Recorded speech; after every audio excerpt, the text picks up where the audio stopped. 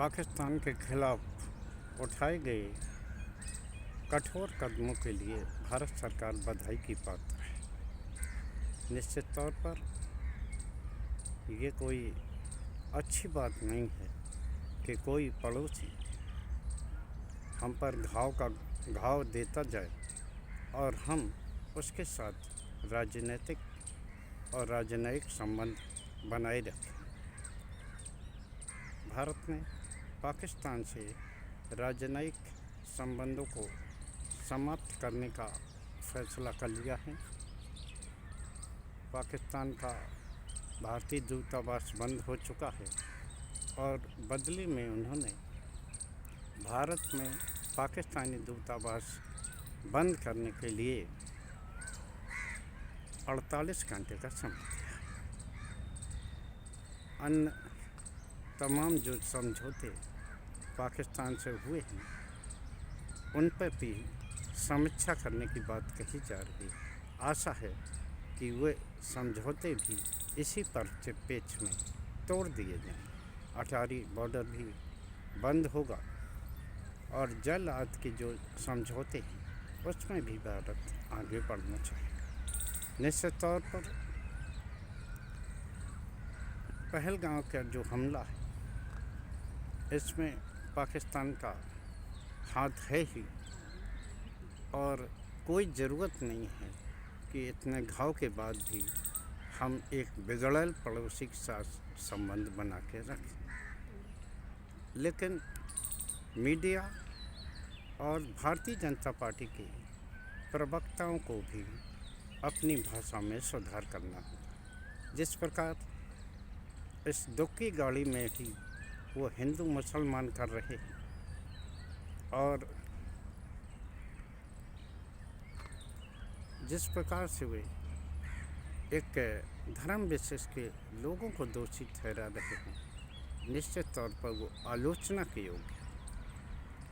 जम्मू कश्मीर में पहली बार ऐसा हुआ जबकि पर्यटकों पर हमला हुआ और पहली बार ही ऐसा हुआ जिसमें कि सभी राजनीतिक दल और सभी आम आवाम जम्मू कश्मीर का सड़कों पर नज़र आया। उन्होंने न सिर्फ मृतकों के प्रति संवेदना व्यक्त की बल्कि वहाँ के टैक्सी यूनियन ने और स्थानीय लोगों ने अस्पतालों के बाहर लाइन लगाकर खून देने की भी पेशकश की। ये अलग बात है कि उन घायल लोगों को बचाया नहीं जा सका, तथापि अभी भी कई घायलों का अस्पताल में इलाज चल रहा है।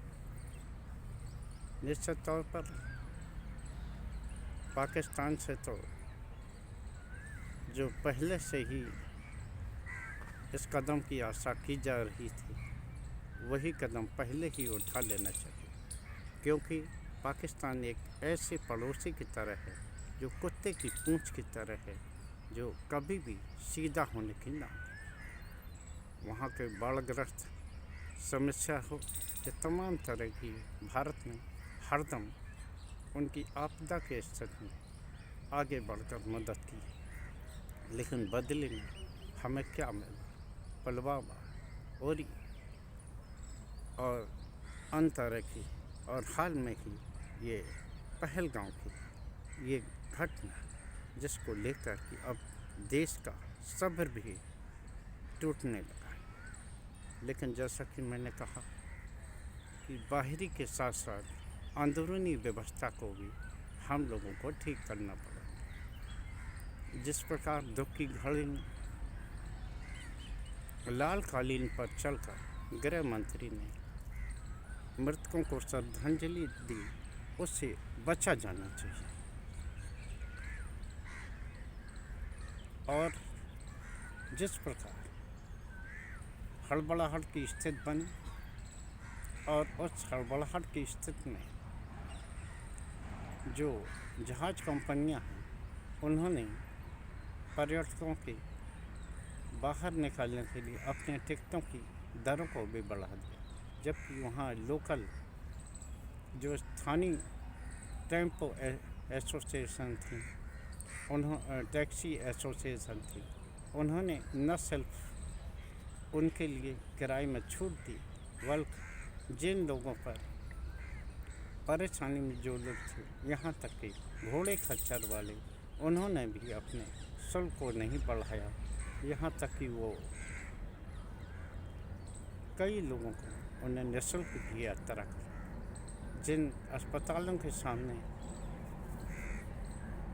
लोगों की लाइनें खून देने के लिए लगी थी, देखकर सुखद आभास हुआ कि अभी भी हम आतंकवाद या अन्य मुद्दों को लेकर एकजुट। लेकिन धन्य है भारतीय जनता पार्टी की वो सांसद जो सुप्रीम कोर्ट की अवमानना के लिए अभी भी कानूनी कार्रवाई का सामना करने की दहलीज पर उसने एक एक्स के पोस्ट में किस प्रकार से संविधान बदलने का फिर से राग।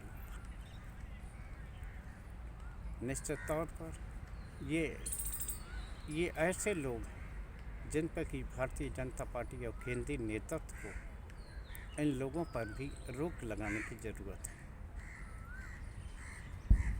किस प्रकार से एक पर्यटकों को बचाने के लिए एक घोड़े टट्टू वाला उसने भी जान गंवाई है इस पहलगाम हमले में। अगर वो चाहता तो आसानी से अपनी जान बचा सकता था, या यूँ कहिए कि मुस्लिम होने के नाते उसकी जान पर कोई नुकसान होने वाला नहीं था, उसकी जान पर बनने वाली नहीं थी। लेकिन जिस प्रकार उसने राइफल छीनने का प्रयास किया आतंकवादियों से और उनसे पर्यटकों के ऊपर कर रहे हमले के लिए वो भिड़ा, भले ही वो आज इस दुनिया में नहीं है, लेकिन उसको भी सरकार प्रोत्साहन दे और मरणों परंत उसको भी एक ऐसा इनाम दे जो कि नज़ीर।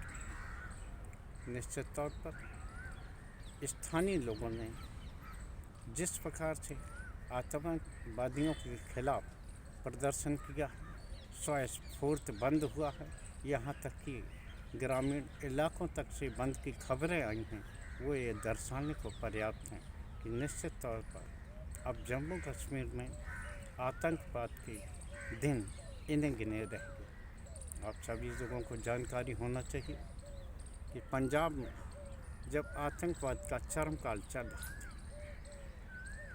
वहाँ जब स्थानीय लोग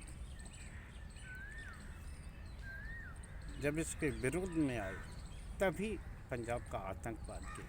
हालांकि मैं उन वीर सैनिकों, अर्धसैनिक बलों की भी तारीफ करना चाहूँगा जिनके दबाव बस आतंकवाद को पंजाब से बदल लेना पड़ा। यहाँ भी जम्मू कश्मीर में जो भी सैनिक, अर्धसैनिक बल, स्थानीय पुलिस लगी हुई है, वो भी निश्चित तौर पर दोहरे दबाव में जी रही है। इसके बावजूद भी अगर उनका धर्म देखकर उनकी निष्ठा पर सवाल किया जाता है तो निश्चित तौर पर ये एक गलत बात है। मैंने जो जम्मू कश्मीर से विदाई की वक्त की, जिस प्रकार स्वस्फूर्त ढंग से राजनीतिक दल बाहर निकले और जिस प्रकार से गांव के स्थानीय लोगों ने आतंकवादी घटना की निंदा की, यहाँ तक कि जम्मू कश्मीर की मस्जिदों से आतंकी घटना के विरोध में स्वर दिखाई दी। वो ये दिखाता है कि जम्मू कश्मीर के लोग भी अब मुख्य धारा में आने के लिए छटपटा रहे हैं। बस ज़रूरत है भारतीय जनता पार्टी के अपने कुछ ऐसे बड़बोले और सरफिरे लोगों को रोकने की, जो कि निश्चित तौर पर अपनी राजनीति को साधने के लिए हिंदू मुसलमान जैसी बात करते हैं। आखिर कौन वो लोग थे जिन्होंने कि पर्यटकों के बाहर आने के लिए अपने साधनों का किराया बढ़ाया, जहाज़ों का किराया अचानक बढ़ा दिया, और जबकि स्थानीय लोग जिनका कि पूरा सिस्टम केवल इसी पर्यटकों से ही चलता है, उन्होंने अपनी टैक्सी में यहाँ तक कि निःशुल्क यात्रा कराई, किराए में छूट दी। यहाँ तक कि रोज़ कमाने खाने वाले जो घोड़े खच्चर वाले होते हैं, उन्होंने भी उनकी बहुत ही मदद की। यहाँ तक कि एक घोड़ा खच्चर वाला अपना जान भी खो बैठा। सरकार से निवेदन है कि वो राजनीतिक दृष्टि से पाकिस्तान को तो उस पर खड़ा करे ही खड़े, लेकिन अपने जो घरेलू स्तर है उस पर भी सुधार करें और अपने उन बड़बेल प्रवक्ताओं सांसदों पर लगाम लगाने की कोशिश करें जो कि सिर्फ और सिर्फ हिंदू मुसलमान करके समाज में विघटन फैलाने की कोशिश करते थे। वैसे मैं जब यहाँ ये ब्लॉग बना रहा उस समय भी इस तरह की खबरें आ रही हैं कि किस प्रकार से आतंकवाद की रीढ़ तोड़ ली जाए। तमाम बैठकों का दौर जारी है। निश्चित तौर पर मैं ही नहीं, पूरा देश इस आतंकवाद की घटना को और आतंकवादियों को बाँह मरोड़ने के लिए तैयार है। लेकिन देखना यह है कि भारतीय जनता पार्टी अपने आचरण में सुधार करती है क्या। जिस प्रकार वो ये तय माने कि जिस प्रकार से भले ही वो किसी तरह का अभियान चला ले, अगर स्थानीय लोगों का उनको सपोर्ट नहीं मिलेगा तो आप ये तय मान लीजिए कि जम्मू कश्मीर या अन्य किसी भी जगह जब तक आपको स्थानीय लोग उसके विरोध में नहीं उतरने हैं, आप तय मानिए कि किसी भी प्रकार आतंकी घटनाएं रुकने वाली नहीं हैं। देखना यह है क्या इस दुखद घटना के बाद भी भारतीय जनता पार्टी और सरकार अपने उन बड़बोले सांसदों और प्रवक्ताओं पर लगाम लगाएंगे क्या। आज के ब्लॉग में बस इतना ही। जय हिंद, जय भारत। कल फिर किसी मुद्दे पर आपके साथ जुड़ने का प्रयास